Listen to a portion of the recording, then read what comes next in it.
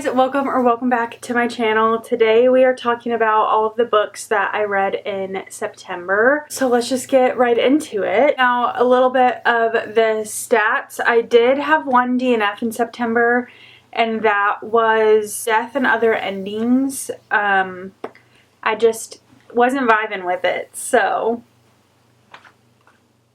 I don't have anything else to say. I think I DNF'd around like the 20-25% mark. So besides that, I read 11 other books in September. Genre breakdown for all of them. Some of these are again classified as other genres, as most books are. Multiple genres in one. Luna came in, so she has to pay the tax. Say hi to everyone, Luna.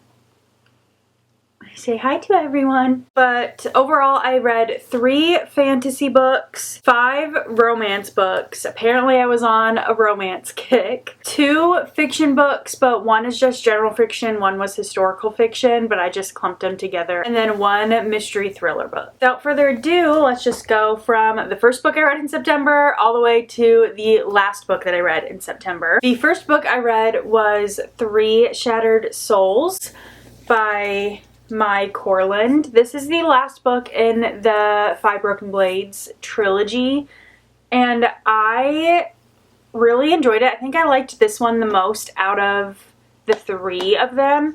I ended up giving it 4.5 stars. I thought that this one was very go from the very beginning. From the moment you start in this one, it picks up right where the last one left off. So from the moment that you start this book, it just is so intense. There is stuff happening the entire time. So I really enjoyed this one the most out of all of them. I can't say too much about what this book is about because it's the 3rd in this series and conclusion to the series, but I'll tell you a little bit about 5 Broken Blades, which is the first one in this series. And that one, 5 separate people all come together. They each have their own special trade. So there's like a spy master, a poison maiden, a thief, all people like that. And they all come together to try to kill the king, the tyrant king. He is also thought to be a god, so there is no way to kill him because he wears an immortal crown. That is their quest, and then it just goes from there. But I would recommend this series if you're looking for a new fantasy. It was good. It's not my favorite fantasy, but I still enjoyed myself. Plus, they have really pretty editions of them, which I really love. The next book that I read was My Friends by Frederick Bachman. I listened to this one, so I do not have a copy of it yet. I will get one eventually because it was a 5-star read for me. I loved it. Frederick Bachman's writing is so unique, and I really enjoy his writing. The way that he writes is so beautiful. So I would definitely recommend his books if you have not read them yet. But My Friends follows it's like 2 different timelines of different characters. So in the present day timeline, there is a girl who is like a runaway. There's a helicopter going. But she's obsessed with this one specific painting by this one artist, and she just happens to be in the same town as a art show auction thing going on within a church, and this painting is a part of that auction. So she goes to see the painting and gets run down by the security guards, and so she runs into a back alley. And there she meets this homeless man, and she has spray paint. She likes to do art and like graffiti and stuff. So she decides to graffiti one of the walls, and the homeless man decides to also. Turns out the homeless man is the artist of that painting, and he is very ill and sick. It gives her something really special, and she has to try to figure out what to do with this gift. and along the way she gets the help of a friend of that artist. And then the other timeline that is in the book follows the artist when he is younger and with his group of friends that this painting was inspired by, in the story behind the painting itself. It is a really beautiful story about friendship, but also about grief. Just overall, such a beautiful story, and also very funny. He's very good at finding very meaningful things, and his quotes are just so impactful, but also having a sense of humor behind it. And so there were parts where I was literally laughing out loud, but other parts where I'm just like, you're feeling so much and your heart is just getting like clenched and ripped out of your chest. So definitely would recommend My Friends by Frederick Bachman. And then the next book that I read was also one that I listened to, and it is The Perfect Divorce by Geneva Rose. This is the sequel to The Perfect Marriage by her, and I really enjoyed it. I gave it 4 stars. I didn't know going into it how I was going to feel about it because I've never really read a sequel to a thriller. Usually thrillers are just one and done, one-offs, standalone. Sorry for the lighting change just now. I realized I forgot to turn off the overhead light in the bedroom, and so there was the harsh fluorescent light and the natural light, but I just wanted the natural light. Also, I don't want to refilm what I already just filmed, so you'll just have to deal with the bad lighting for the beginning of the video, and then hopefully this lighting is a little bit better, but sorry for that. I thought the sequel though was very well done, and I was impressed with the story. I didn't really know what to expect or where it was gonna go, but I really enjoyed it. I feel like Geneva Rose with her mystery thrillers, she's very good at keeping the twist anonymous, but this one I feel like I kind of saw where it was going and what was going to happen, but also not fully. Like, I could piece some things together, but some things I was still really shocked about. So I feel like she's good at that. Keeps you on your toes. You don't know the full extent to the ending, but you can kind of see where it's headed, if that makes any sense at all. I don't know. The next book that I read was The Rosie Project. I don't really have much thoughts or feelings about this one. I gave it 3 stars, very middle of the road. I enjoyed it while I was listening to it, but it wasn't my favorite romance, and I have not thought about it once since I finished. Our male main character is a professor, and he is wanting to find a significant other and get married, but he goes about it in a very scientific way where he creates a questionnaire, and he will only pick someone that answers all the questions exactly like how he would want them to be answered. Once our male main character meets our female main character, he kind of deters from what he calls the wife project to help Rosie find her biological father. They kind of start to form some sort of connection, friendship, romance, entangled. It was okay. It wasn't great. The next book that I read was The Night and the Moth. I really enjoyed this one. Also, I gave it 4.5 stars. It didn't quite give me the 5-star feeling, but I really enjoyed it. I was very intrigued the entire time about what was going on. It follows Sybil, or Six. She works at a cathedral. So she is one of 6 girls called diviners, and these diviners go into a dream state, and in this dream state they see visions, and it will tell you if you have good or bad omens basically. But in order to go into this dream state they have to drown, and they're coming up on the end of their, I think it's like a 10-year term, I believe, But as they're coming up on the end of their term, all of the girls, one by one, start disappearing. And Sybil takes it upon herself to figure out what is going on with these 5 other girls and to find them. One of the King's Knights takes it upon himself to come along with her on her journey to try to find these other 5 girls and what happened to them, as well as a gargoyle. And the gargoyle is probably one of my favorite characters from this book. He was so fun. He calls everyone else Bartholomew.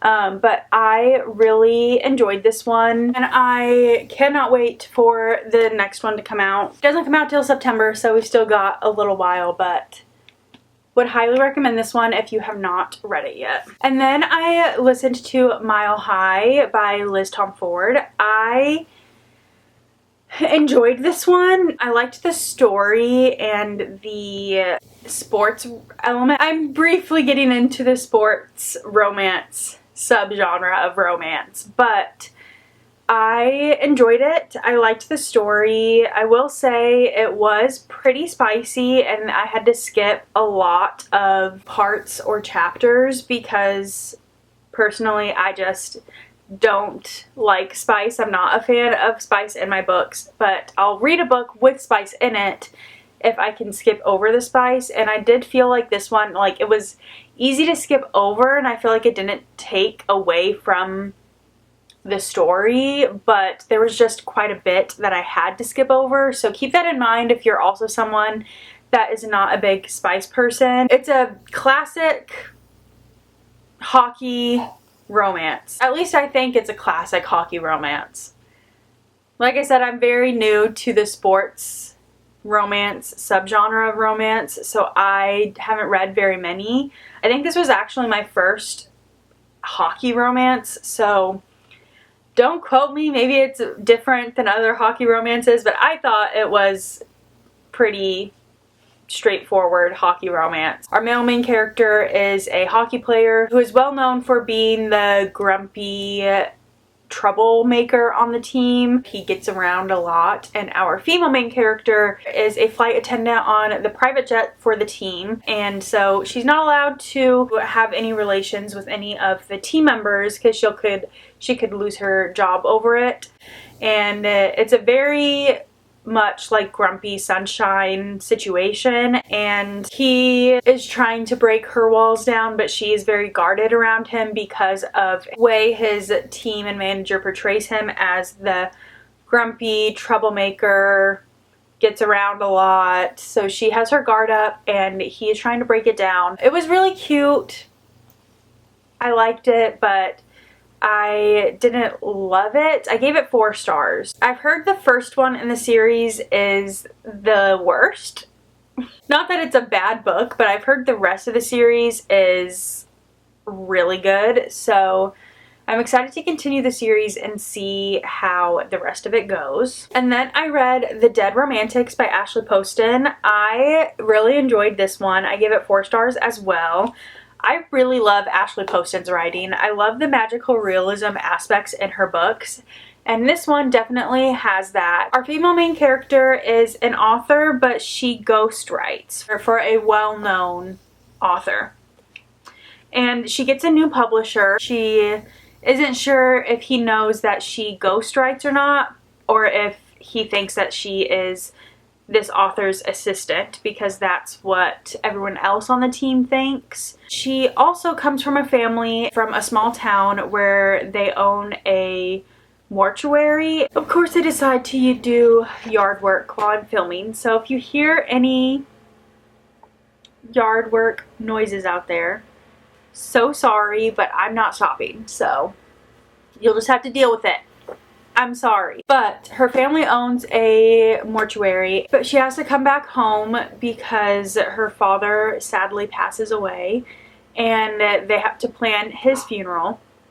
But something that her and her father are connected on is that they could see ghosts and talk to ghosts. And she happens to, when she gets back home, to see the ghost of her new publisher. I really enjoyed it. At first I was like, I don't know how it's gonna work to have a romance between a ghost and a human, but you understand by the end how that works, obviously. I probably would have enjoyed this book a little bit more if I knew going into it how the father died. Trigger warning if you are someone that feels like they might be triggered by someone passing away from a heart attack, because that is how her father passes away. And for me, it was a little triggering because in 2020, my dad had a massive heart attack. Thankfully, he survived. Today's actually his birthday, but thankfully, he made it out of that, but it was a very, like, he shouldn't have with how severe the heart attack was, but very blessed. Definitely God was in that moment. It was just bringing up a lot of feelings from when my dad was in the hospital from a heart attack, and how that was literally almost my life. That was really hard to read about, and I probably would have enjoyed the book more if I knew that going into it. So I'm giving you that heads up, that warning, that trigger warning. If that is something that might be triggering for you, tread carefully while reading this one. And then I read The Italian Vineyard. I read this one on my Kindle and I enjoyed it.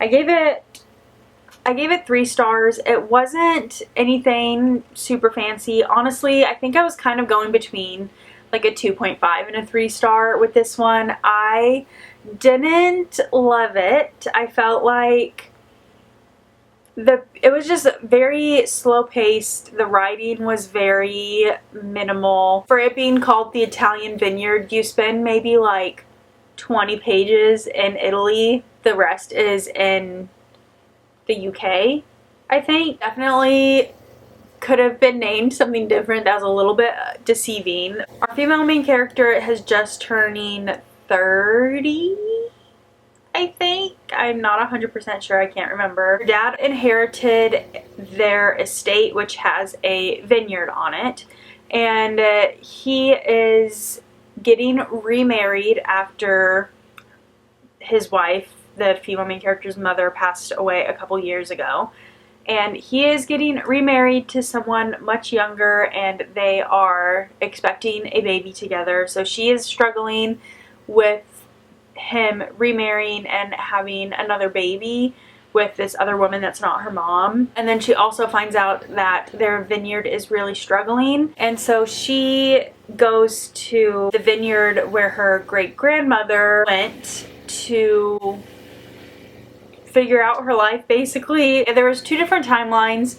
You follow the great-grandmother when she is first married, and then you also follow her great-granddaughter in like present-day timeline. I don't really have much to say about this one because I didn't really care that much about it while I was reading. It was a fast read because it's written really easily. There's no big words, there's no hard concepts to understand, so it was a fast-paced book, but it just wasn't written very well, and I just didn't really enjoy it that much. The next book that I read was Mistborn by Brandon Sanderson. I enjoyed this one a lot. I gave it 4 stars. It was a little confusing at first trying to figure out the magic system in this book. Once you understand it, it makes sense, but trying to learn it was a little confusing. The characters ingest metals and use those metals as magic. They live in a world where there is a mist that comes and covers the world at night specifically, but it is ruled by an immortal emperor who's known as the Lord Ruler. There is a uprising forming to try to end his reign, and bring more peace to the people. There are like the higher ups, people who use the magic, and then there's like the low life people who can't. And there are, in the nobility, there are people called Mistborns who can use multiple of the metals. Most people who can use magic can only use one metal. There are people called Mistborns that can use multiple of the metals. The leader of the uprising finds our female main character, and they discover that she is not of nobility, but she's a Mistborn, which is not very common. And so he kind of enlists her. He is also a Mistborn. He enlists her and kind of teaches her how to use the different metals and how to be a Mistborn, and they work together in the uprising to try to end the Lord Ruler's reign. Very interesting. I am excited to continue the series for sure. This was my second Brandon Sanderson book. The only other one that I've read was Tress of the Emerald Sea, which is a standalone, and I really enjoyed that one too. I am a fan of Brandon Sanderson so far. I've only read the 2 books by him, but I understand why he is so well known in the adult fantasy world. And then I read The Heartbreak Hotel. This one was really cute. It is about a girl who goes through a breakup with her partner of 6 years, and this partner is also a musician, and like a pretty well-known musician. And so the house that they had together that they were renting is like this really nice big house. And she wants to stay in this house, and the partner, is going to let her, but she cannot afford the rent on her own, and her career as a therapist is on hold because she failed the test that she needed to pass to become a therapist. And so she reaches out to the landlord and tries to spark a deal where she will run this house as like an Airbnb, and he will let her stay there for free. And so they make an arrangement, and she starts to make the Airbnb, but she turns the Airbnb, instead of just being like a normal Airbnb, into not a rehab for the heartbroken, but kind of a sanctuary for the heartbroken is a better word for it, where people who have recently had their heart broken can come and heal in group settings and just being with nature and that kind of thing. It's a cute book, and I enjoyed it. It definitely wasn't anything like overly fancy, but I enjoyed it. I gave it 4 stars. It was cute. And then the last book that I read was another 5-star read, and that was The Four Winds by Kristen Hanna. This is now my 4th Kristen Hanna book that I have read, and it's safe to say I love her writing. I've given all of her books between 4 and 5 stars, more like 4.5 and 5 stars. I really enjoy her writing. This one, I wasn't 100% sure how I was going to feel about it going into it, because it's about the Great Depression and the Dust Bowl, which hearing that doesn't sound like it would be that great of a story, but it really was such a beautiful story of strength and finding yourself. Follows a girl who finds herself in a sticky situation and ends up having to marry someone that she's not in love with, and he's not in love with her either, but situation called for them to get married, and she has to end up living on a farm. But then the depression and drought hit, which then turns into the Dust Bowl with lots of dust storms. And after one really big dust storm, she decides to take her 2 kids to California to try to save them from the dust. But it was just a beautiful story of a woman's strength and what she can do for her kids. I love Kristen Hanna's books, and I feel like some of her books can be very kind of slow to start, but this one I felt like from the very beginning was kind of high intent, not intense, like intense. I mean, how intense can the Great Depression be, you know? But things were happening from the very beginning with this one, and I found myself intrigued in the story and wanting to know what happened from the very beginning. I didn't want to put this one down. It was very, very good. So with that, we have gone through all the books that I read in September. I don't have a big stack with me. I only have some of them. The other ones I don't have copies of. I feel like it was a pretty good reading month. I hope you guys enjoyed watching my video, and I will see you in the next one. Bye!